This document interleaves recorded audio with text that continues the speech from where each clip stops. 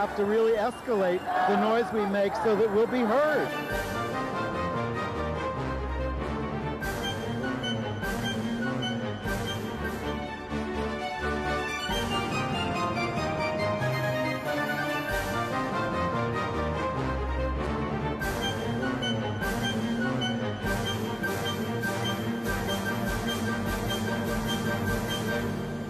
Welcome to Gay USA. I'm Andy Humm. I'm Ann Northrup, rubbing an itch on her eye. Lots of big news this week. A federal appeals court has made a momentous ruling saying that a potential juror may not be excluded on the basis of sexual orientation, but more importantly, extending a high level of judicial review, heightened scrutiny, to cases of discrimination against gays and lesbians. We'll try not to get too complicated about that, but it's we big, are. big.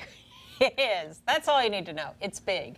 Meanwhile, in a smaller venue, but also somewhat big, the Oregon Labor Board has ruled that a bakery, illegally discriminated against a lesbian couple who asked for a wedding cake that he didn't want to make because of his religious reasons. But we have a list of some of the orders he did fill that's a little astonishing. The out lesbian mayor of Houston marries her longtime partner in Palm Springs. The right-wing lawyers representing Utah have succeeded in getting a 7-day extension from the 10th Circuit in their attempt to file an appeal of the order that allows same-sex marriage in Utah. And on our side, the ACLU has found couples and is suing Utah to make them recognize those couples as legally married, although the governor is trying not to do that. The Methodist Church is now lining up more pastors to defrock for their affirmation of same-sex marriage. An 18-year-old young gay male porn star was suspended from his high school in Florida, but reinstated after his classmates and their parents complained. The persecution of gay people in Nigeria has intensified since we last spoke, while the president of Uganda has balked at signing this anti-gay bill, but he's seeking a compromise, which would be pretty bad. It's an interesting story. Vladimir Putin showed up to talk to the international press over the weekend, and about every other question was about gay issues. We're going to review the Carole King musical on Broadway and a revival of Machinal. But we're starting with a very old and dear friend, Sean Strub, longtime activist, founder of Pause Magazine, producer of the play The Night Larry Kramer Kissed Me, founder of the Zero Project, and now its executive director and author of the really fascinating new book, Body Counts, a memoir of politics, sex, AIDS, and survival. Welcome, Sean. Thanks. Nice to be here again. Well, we're very happy to have you here, and this really is a great book, and it's an interesting combination of your life story, your memoir from your days in Iowa all the way through, and the HIV/AIDS movement. So what, at this point, made you think about writing this in the first place? I had resisted writing about it. I think that a lot of us, during the worst years of the epidemic, we didn't look to the past. We were very sort of focused on survival and on the future. We didn't even have time to grieve for people who we were losing. And then when my health came back, I kind of retreated, and I was very consciously, I didn't want to write about the epidemic, and I started thinking about writing a book, and I looked at some other topics, and then I don't know, something seemed to click, and we entered a kind of look-back moment where there suddenly was starting to be cultural production around the early years of the epidemic, exhibits and films and books and more writing. And in an interview for the New York Times with Michael Weinrip, we got into a really kind of intense conversation about it, and I was sort of making some sort of point, and I was saying, well, somebody has to be the memory. And it was literally like a light bulb went off. I thought, my God, I've been there and involved so much that I started to feel an obligation to share what I saw, what I witnessed, and I think that there's something, I think it's interesting, and I think there's something to be learned from it. Well, and before we get into all that, I do just want to ask about your health, because we've certainly seen the entire arc of experience with you, and moments when we thought this is it, and you certainly thought that was it too. So how are you doing? And this is a great time in my life. I mean, my health is great.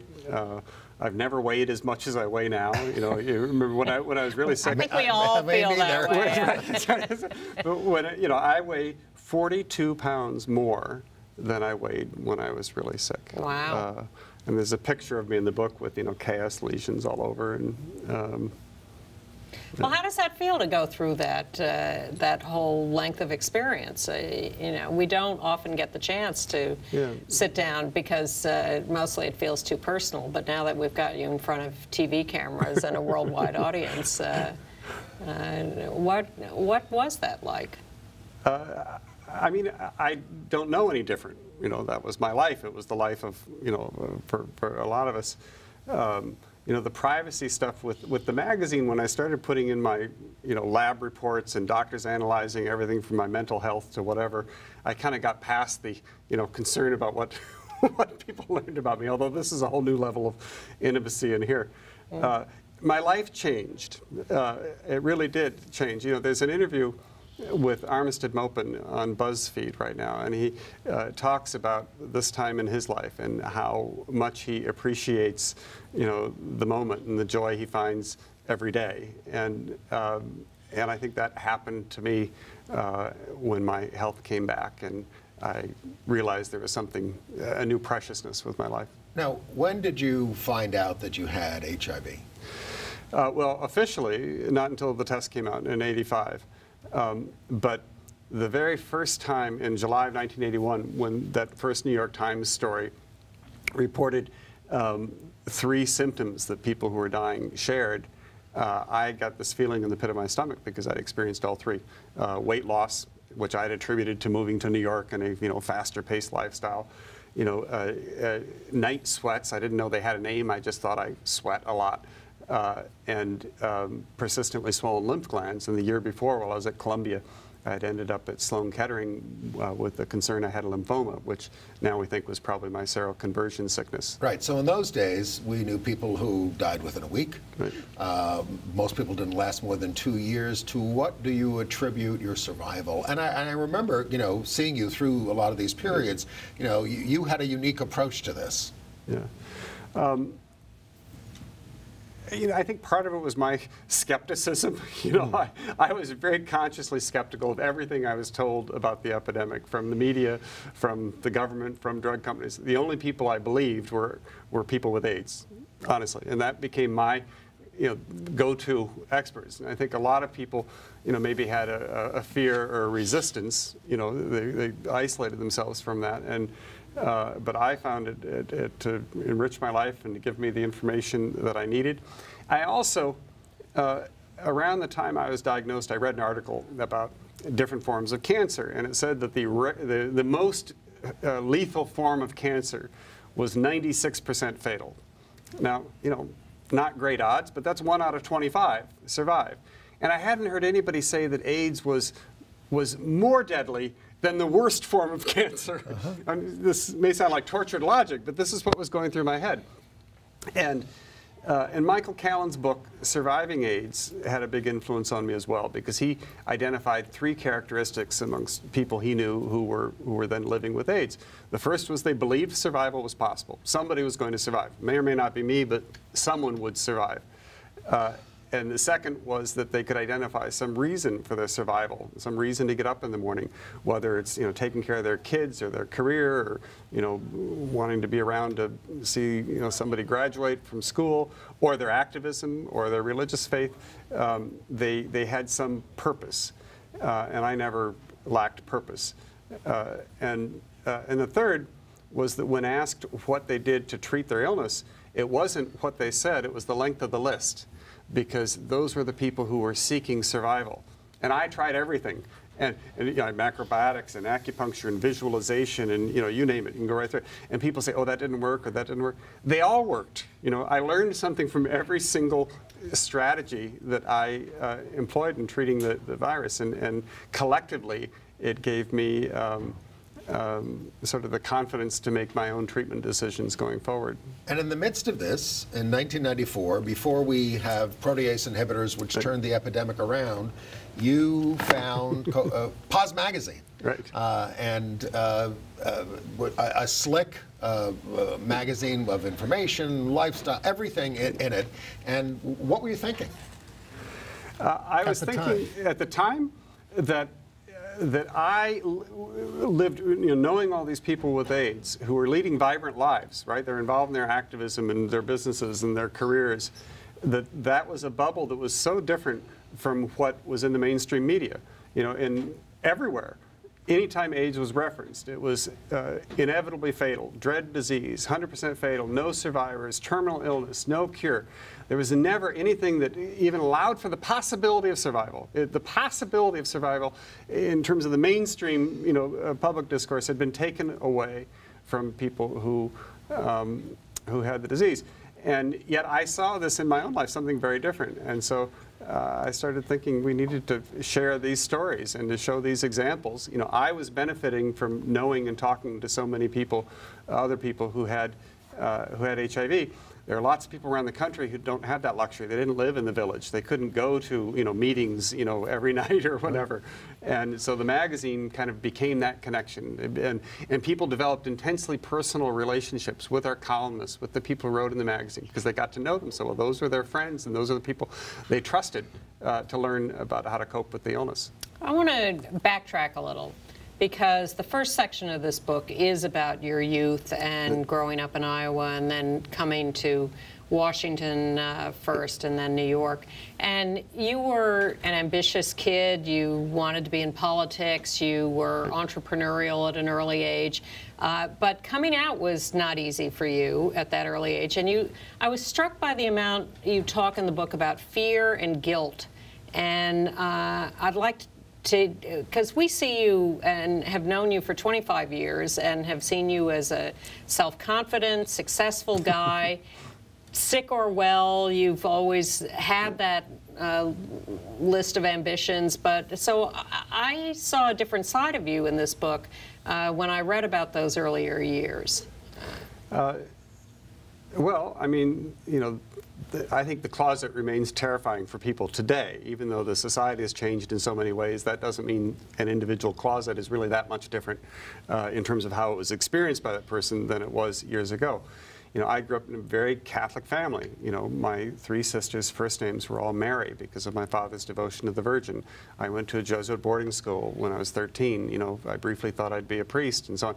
So and I really absorbed that Catholicism in a way that translated into a hatred of who I was and my body. And it took a long time to overcome those things. And then you combine that with political ambition, right? I was so obsessed with politics, where... Elevator operator in the U.S. Senate when you were, what, 17, 18? Right. And a page in the Iowa State Senate before that.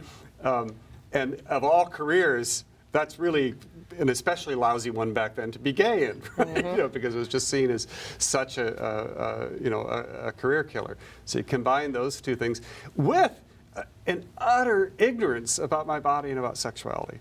Even though I was precocious in other ways, I knew nothing about my body or sexuality. I talk in the book about, going into a dirty bookstore to look at a porno film to see if men actually had intercourse, because I had heard people talking about, having sex that way, but I thought it was just sort of like, it was just to mimic what heterosexuals did. That they didn't really do that; they just pretended to do that. That was, and I was 18 years old at that time, living in Washington, been out of a home.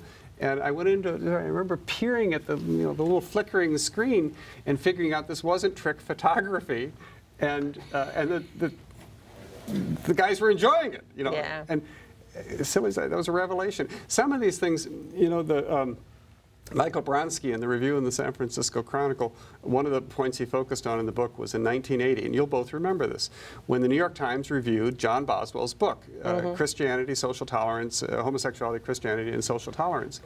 And not only was the book amazing and the review was fantastic, but just the very fact that the New York Times reviewed the book Well, we were lucky if we got one story a year out of the Times. Exactly. And it turned out to be the same way with AIDS for a while. Exactly. Which was terrible. And that morning, that Sunday, when that was in there, Tom Stoddard and I were hanging out. Tom Stoddard, who was head of the Lambda Legal Defense. Right. Not then, but later. Yes. And we're at his apartment Sunday morning reading the Times. And he gets to that, and he let out this whoop, this holler. I thought, like, what happened? He started reading it to me, and then he got on the phone to, I think, Rich Meisland and some other friends of his, and he was reading it in this, like, stentorian voice, like he was reading the Declaration of Independence or something, you know. And it was just so amazing that the New York Times was, in a very matter-of-fact way, acknowledging this brilliant piece of scholarship. People have no idea unless they live in Nigeria. Now, you describe yourself.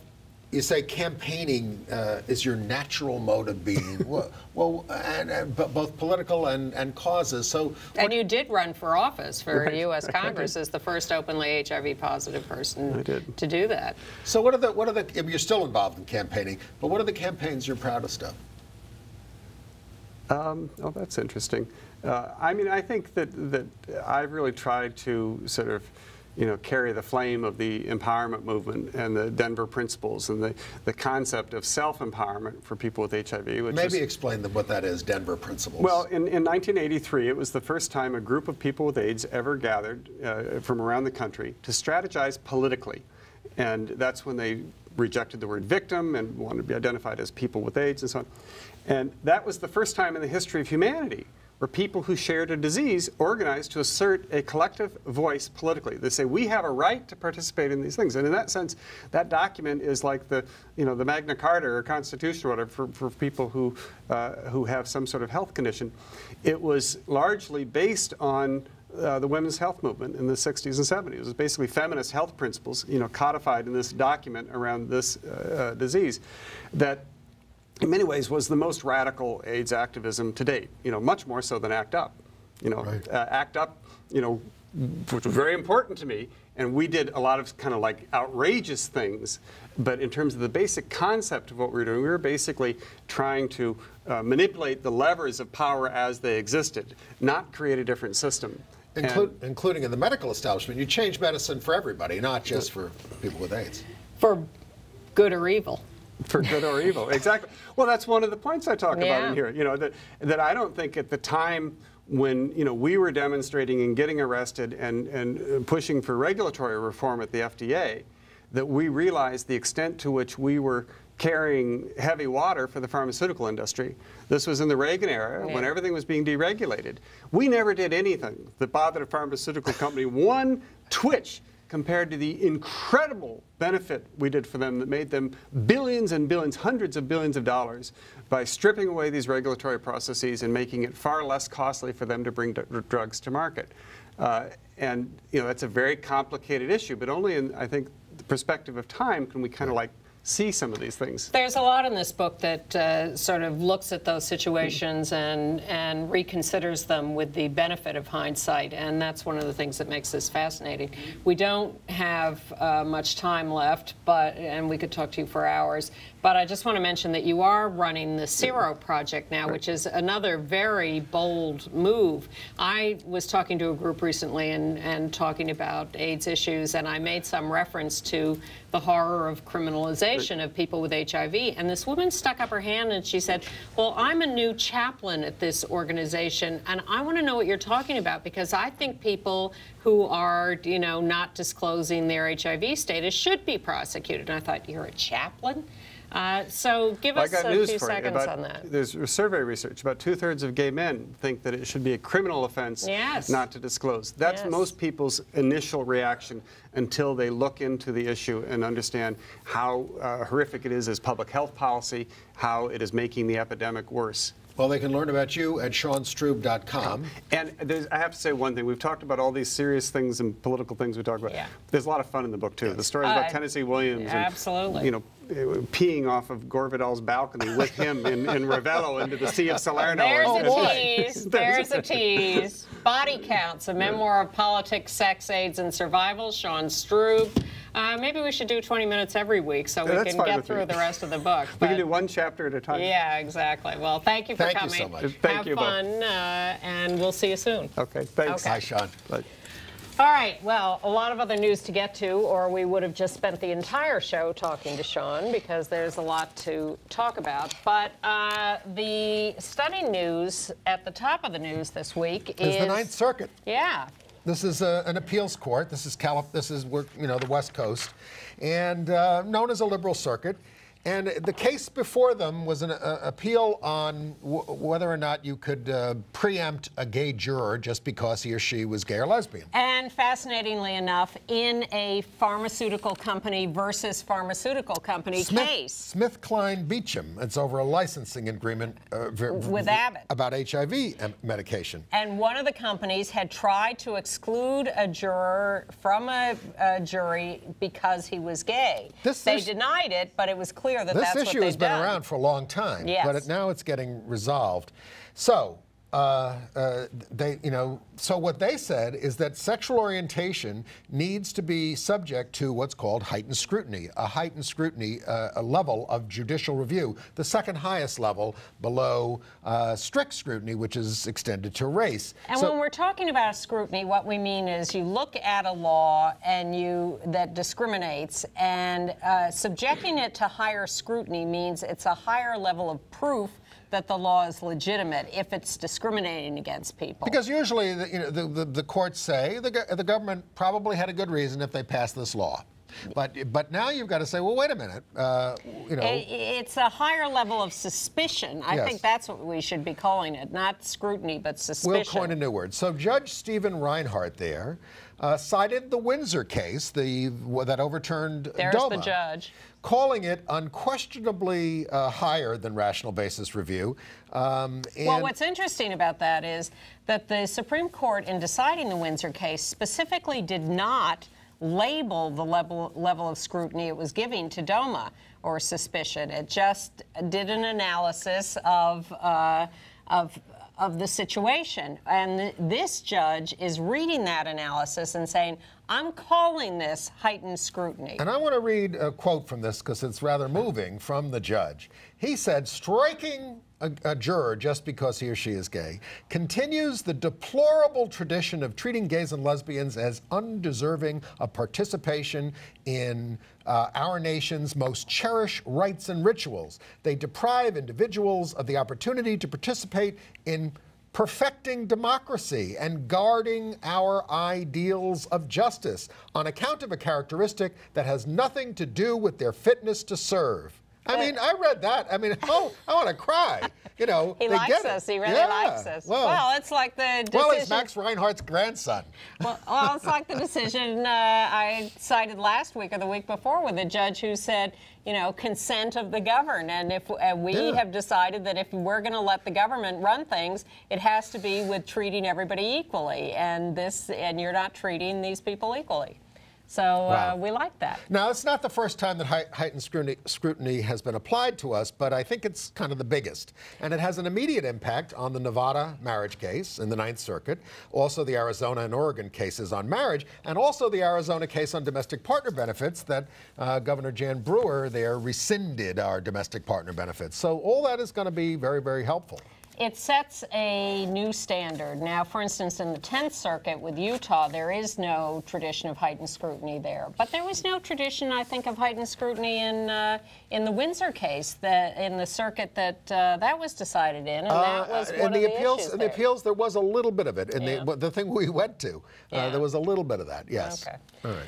Well, there was a less clear precedent. Should we do other marriage news? We could, yes, indeed. Wait a minute. As we have this, let's do this one other case in Florida, which is kind of interesting. In Cocoa, Florida, high school student Robert Marucci. Yep. He lives with his mother. She's poor. He wanted to get money for her. He did some porn. He's 18. He's of age. He's perfectly legal to do it. He's known as Noel on the Sean Cody website. If you're really interested, you Google that and you'll see him. So no surprise, somebody He's a very talented performer. Yeah? Yes. You'll have to attest to that. And someone noticed this, informed the school, and informed his, word got out among his classmates, and some of his classmates were bullying him about it. Severely. And going And he after complains about this, and they decide to suspend him for causing a disturbance. Yes. And then they say, because we have suspended you, you are not going to have enough days at school, and so you can't graduate. I thought that was a great little catch-22. Are we going to show them the film? We are. We have a local news report on what happened on this, and so let's hit the Cocoa, Florida report. Well, the student had told us that he was kicked out of Cocoa High School for his role in an adult film. The district told me today that's wrong. The investigation is now over, and Robert Marucci has been cleared. He's able to come back to school tomorrow morning, but there's still that lingering question: why was he suspended in the first place? Robert Marucci is a senior at Cocoa High School. He's a good person. He's AB honor roll. He's in a leadership program. But it's what Melissa Lieb's son does outside of class that she says got him kicked out of school, posing for an adult website. And she flat out told me that my son was expelled, not just suspended, he was expelled due to his explicit adult lifestyle career. I did this to help my mother out, get us in a better economic level. But today, Brevard County school leaders say that's incorrect. No child would ever be suspended for a job that they have outside of the school environment. But when we asked why he was suspended, they won't say, citing privacy laws. In this particular case, we had an investigation, which is now complete, and the student is welcome to come back and talk with Dr. Sullivan about his educational options. Administrators gave Marucci this referral slip claiming he made threats, which may be why he was suspended. But when we checked with Cocoa police, who would have been notified, they call it a rumor. Meanwhile, the rumor mill has been on overdrive at Cocoa High. Some students have been protesting and campaigning to ensure their classmate can graduate in May. Wow. And those students, by the way, have gone on to Facebook, to social media. We have seen people on a Support Robert Marucci website or Facebook page that has people talking from Maryland to New York to California on this story. But again, breaking at noon here, he is able to come back to school tomorrow morning. Also, we've got students standing up for gay porn stars. We've got students standing up for Catholic gay teachers. I think it's great. I'm very pleased with this generation. Back to the 70s. Yeah. Congratulations and thank you. Well, let's move to Utah because there are some developments there. You may remember a judge legalized same-sex marriage. The governor tried to stop it. The original judge turned him down. The 10th Circuit judge turned him down, but the Supreme Court said, yes, we'll stop it while you appeal. So Utah wanted more time to prepare a, quote, fulsome, detailed, and quality brief. Fulsome, of course, means like aesthetically, morally, or generally offensive. They don't know that, but okay. Anyway, they got more time. They gave him 7 more days. We're kind of disappointed in this. Oh, big deal. Oh, say that to the couples in Utah. All right. We have nothing to fear.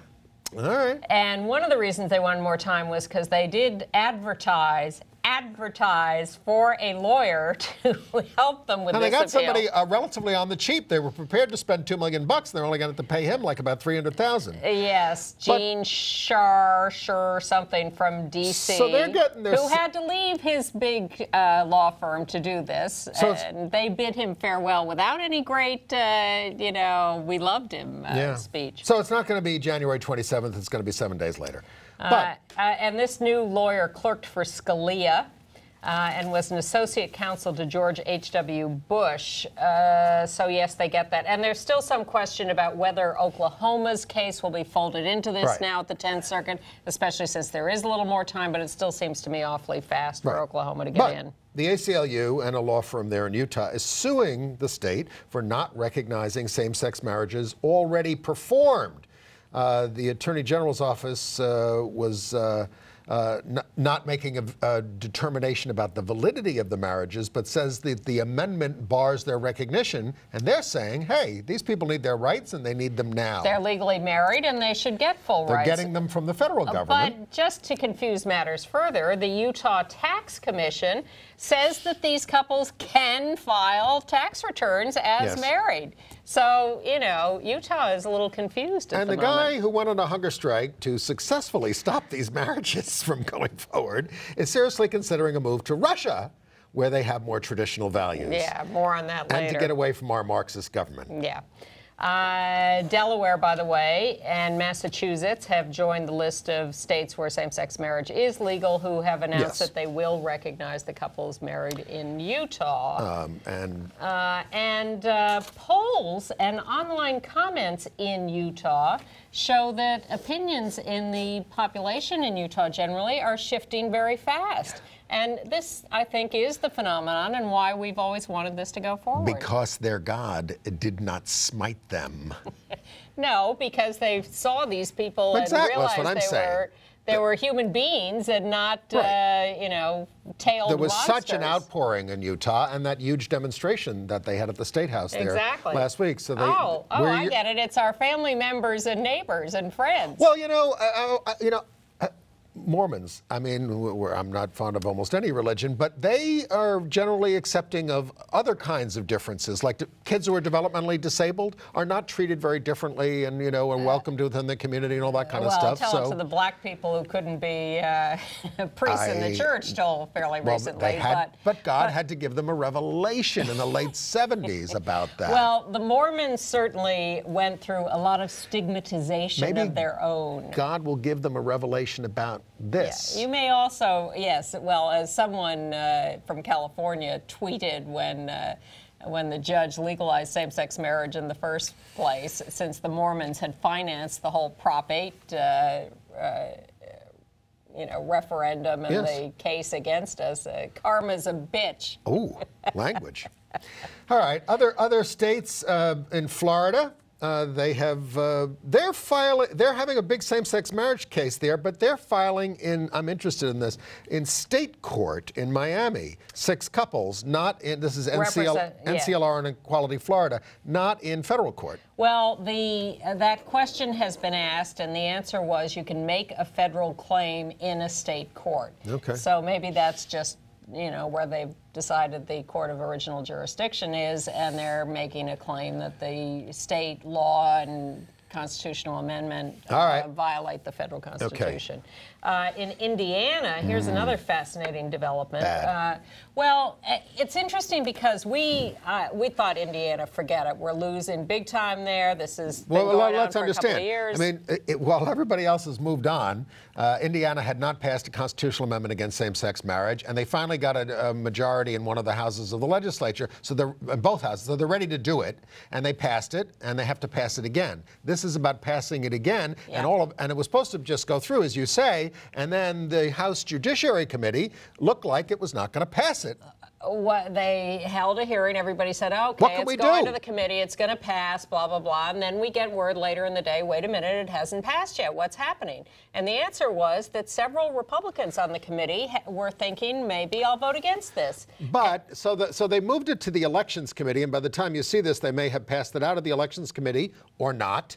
But the thing is, if they've been peeling off Republicans, maybe they can stop it in the full... there is a guy named Andrew Markle who is an openly gay Republican, describes himself as a conservative, running for state representative in Indiana, and he is so angry about what the House Speaker has done in trying to manipulate the system now, after saying, you know, we're just going to go to judiciary, but now taking it away and putting it in this other committee, that he has quit the race for state rep, quit the Republican Party, and is speaking out and saying, you know, this is outlandish. Dirty so tricks. Things are really up in arms in Indiana. In Ohio, the state government doesn't have a heart there. They're even appealing the ruling that lets you have a death certificate for your dead spouse. Oh, you have to. You have to. It's you can't give them an inch. They'll take a mile. Once you... The gays? Yes. That's once true. you establish the principle that we have any rights, they can't stop us. So... Mike DeWine, who's a very conservative former member of Congress who is now the Attorney General of Ohio, promised he was going to appeal that decision, and he has now. I don't think he's going to get anywhere with it. Interesting statistic out of Iowa, and maybe this is true across the country. They've had same-sex marriage for several years there under a court order. They found that same-sex marriages increased significantly in Dubuque County after federal rights were granted in June. Absolutely. There are a lot of people who have said for years, I'm not getting married because it's useless, because I have no federal rights. Well, it's and now not that useless. Well, that was how it was seen, okay. that it was not worth it. In Houston, Mayor Anise Parker, out lesbian, now in her third and final term. We have a picture of her there. There they are. That's Anise on the right there. And that's Kathy Hubbard, her partner of 23 years on the left. They got married on their 23rd anniversary in, of course, Palm Springs, California, because they wouldn't be able to be married in Texas legally, but they are legally married, and but Texas she's co-chair of Mayors for the Freedom to Marry, and our mayor in New York is married to an out lesbian, too. Sort of. It's true. Former out lesbian. Well, she was out. She was. Yes. Seattle, more doings at Eastside Catholic School. The independent music coach we told you about, who announced she was going to marry her partner and was afraid her contract would not be renewed as an independent contractor. Well, the school has now has given her a new contract, even though she is marrying her partner, I guess on the grounds that she is not a school employee full-time, but is an independent contractor. I think they're splitting hairs these days, and I don't know what their standards are anymore. In Paxton, Illinois, a bed and breakfast called Timber Creek bars civil union ceremonies and is waiting a ruling in a 2011 case from the Illinois Human Rights Commission about this. They want to be an exemption because they're religious, because it's run by religious people. But those are the kinds of exemptions that we're against. I will try to do this briefly. I have now talked ad nauseum about the Rose Parade and the marriage float from the AIDS Healthcare Foundation. I charged television coverage was j'accuse, dismissive and perfunctory. The folks, particularly the gay folks at HGTV, said, "Wait a minute, we're a gay network practically, and we certainly gave full coverage." So I made them send me the clip, and I will say they did give full coverage. I still think it was a little brief, but it was never full enough for coverage. you people. Never. But RFD TV, which is a sort of country station, reran the parade and completely omitted the float. So HGTV is way ahead of them. Okay. And I hear the Hallmark Channel did a good job with it too. So. You got more marriage stuff? I don't think so. Okay. Oh, unless we go to the Oregon Bureau of Labor. Yes. Which decided that the store Sweet Cakes by Melissa in Gresham, Oregon, discriminated against a lesbian couple by refusing to make their wedding cake because, you know, it's against their religion, and I'm sure they don't make cakes for divorced people or any people who have committed adultery in their lives or anything like that. Now, this guy has to settle this case or he's got to go to court over it. But a local newspaper had isn't it Melissa? It's Melissa and her husband, I think. But it's been a man in most of the stories. Okay. Anyway, you're right about Melissa. Anyway, a local newspaper, to figure out whether this guy was, on the up and up in terms of his religious principles, placed orders for cakes celebrating a divorce, the pagan solstice, celebrating the cloning of stem cells, and celebrating a baby born out of wedlock. I thought you were going to say an abortion case. No. Well, that might have caught his attention. All of these orders were filled, despite what Jesus says about these things. So I think he just hates gay people. That's what I think. Could that be true? Yeah. Well, what they have done is move the business into their home. I don't know if that will protect them any better, but that's their latest move to try to get away from this. Did we mention that Virginia is going to have the hearing on their same-sex marriage case on January 30th? We'll get to that when they get to it. All right. President Obama has nominated an out African-American lesbian, Stacey Michelle Yandel, to the District Court for the Southern District of Illinois, nominated by Dick Durbin, the senator. Okay. She would be the second out lesbian African-American on a federal court, following Deborah Batts. In Seattle, a man, 32, Mitchell Taylor, was charged with threatening out gay Mayor Ed Murray and a socialist city council member, posting 20 threats on Murray's Facebook page. His defense lawyer says he has Asperger's syndrome and was off his meds. It's a common explanation these days. Oh, and by the way, I mentioned last week a play I said called, I forget the title of the play, The Curious Incident of the Dog in the Nighttime, which is coming here. And I said it's about an autistic boy. And someone reminded me, we don't talk like that. We say a boy with autism. Even the New York Times has changed its usage, yes, I noted. So if they can do it, we can do it here at Gay USA. A federal court of appeals says Massachusetts, it upheld the lower court decision. Massachusetts must pay for gender reassignment surgery for an inmate, describing it as medically necessary. This has caused some uproar in Massachusetts. State paying for surgery for a transsexual inmate. But the courts are, I think, seeing this clearly and making those decisions. And staying in Massachusetts, in Boston, the St. Pat's Parade there excludes gays, and it also excludes Veterans for Peace. And the parade is run by the Allied War Veterans Council, so they're, with the new mayor there, even though the last mayor was pro-gay, they are trying to apply again and make it one big parade for everybody. Up there, they have like 2 parades. Yes, that would be fine here, too. But they don't allow it here. No, but we may do some organizing on that. We'll see. In Virginia, another transgender inmate, Ophelia Delonta, is going to be paroled after serving 34 years of a 73-year sentence for robbery. She is suing for surgery. She's made several attempts at self-castration, and the Virginia prison system has evidently decided, let's get rid of her rather than deal with any of this. In Pennsylvania, the voter ID law there, it's a voter suppression law, was struck down. And this is to the great relief for transgender voters, yes, who were one of the 10 plaintiffs in the case. And because, you know, they have trouble matching up their appearance with their name and their this and their gender and all this kind of stuff. Absolutely. Yes. And, you know, they'll do anything to stop you from voting. And Republicans will, and in mostly. Another sad case that has gotten quite a bit of notice now on the internet, there's a sports column online called Grantland, or site, named, I assume, after Grantland Rice, the famous sports writer. From the 20s. Yeah. So this young writer for this website, Caleb Hannon, got intrigued by the story of this great new putter. And, you know, we're golfers, so we pay attention to this, too. And so he thought, you know, wow, this is a great story. And he heard that there was scientifically, aerodynamically designed putter. And this woman who was a scientist had designed this.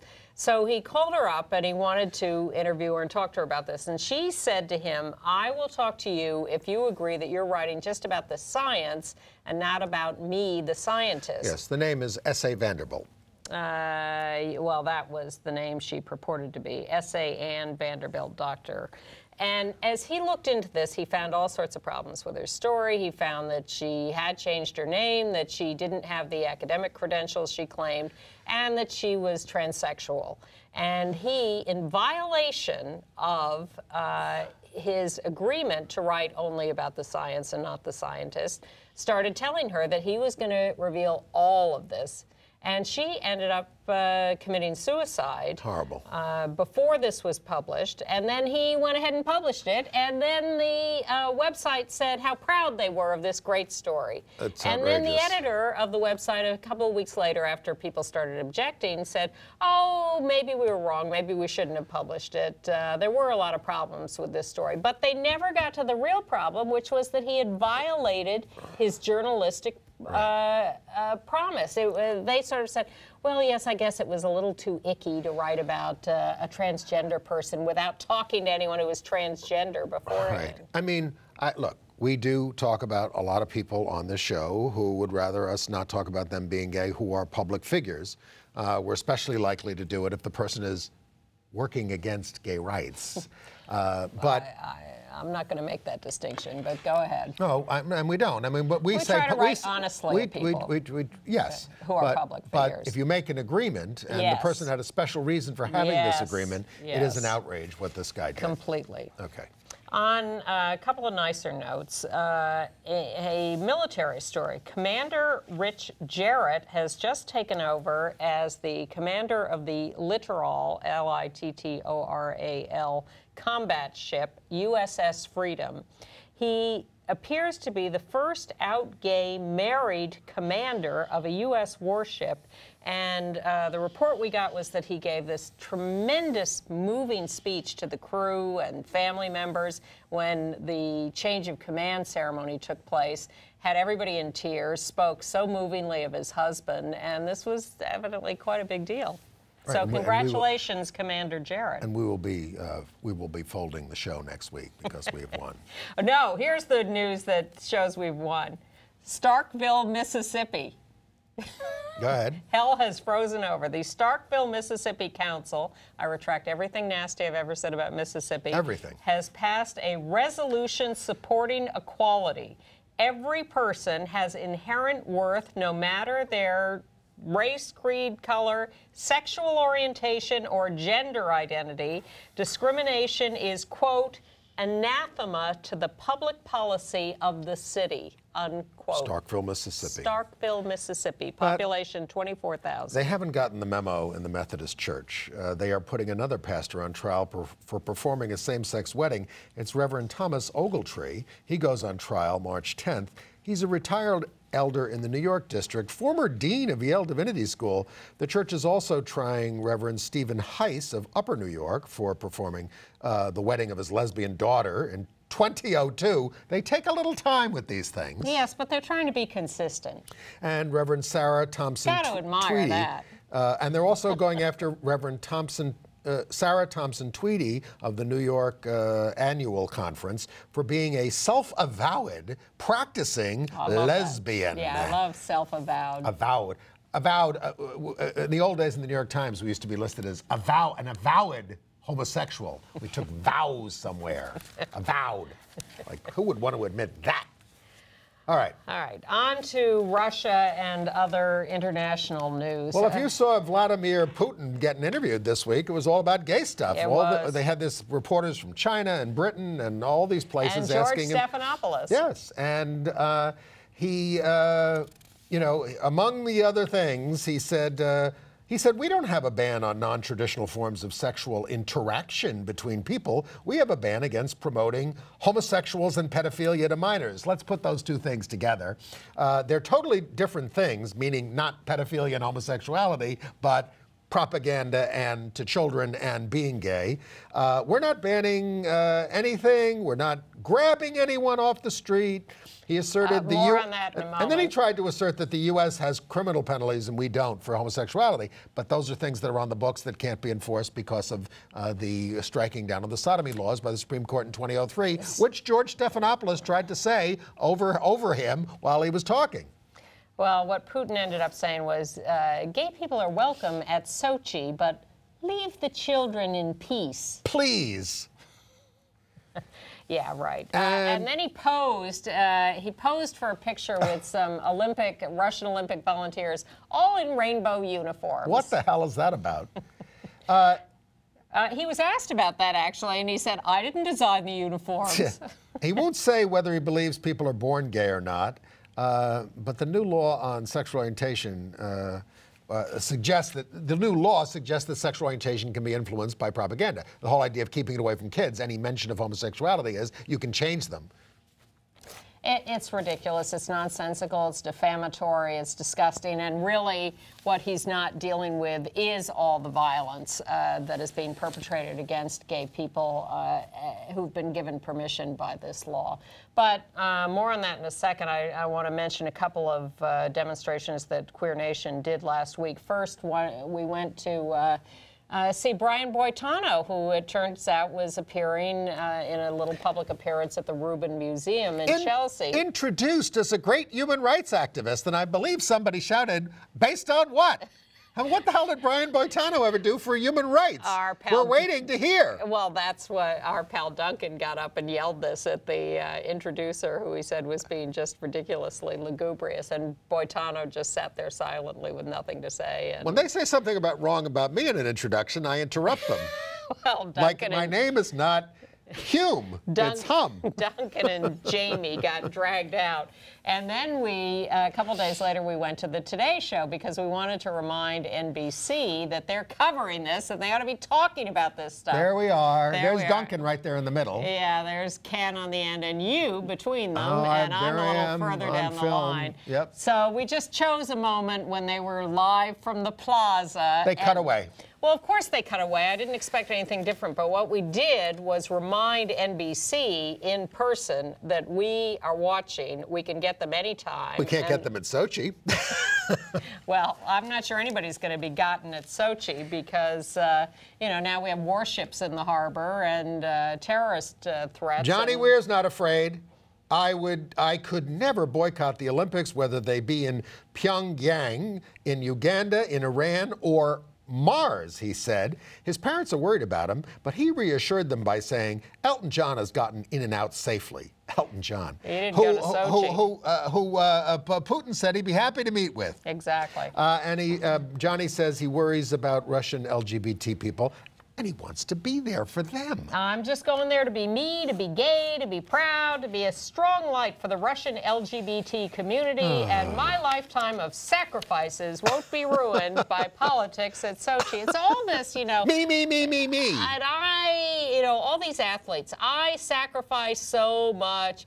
What, do you think you have some right to this event? No, you don't. None of us have any rights to any of this, and get over yourselves. So the torch is still running around Russia, making its way to Sochi, and they're doing one of their normal things, and a protester, a lone guy, comes out of the crowd and just stands there with his little rainbow flag. Let's go to picture 2. Yep. Boom! They grab him. They grab the security officers in the cow costumes, which is what it looks like to me. Does it look like a cow costume? Some of them have Coca-Cola logos on there. This is a Sochi security guy. That is an IOC uniform.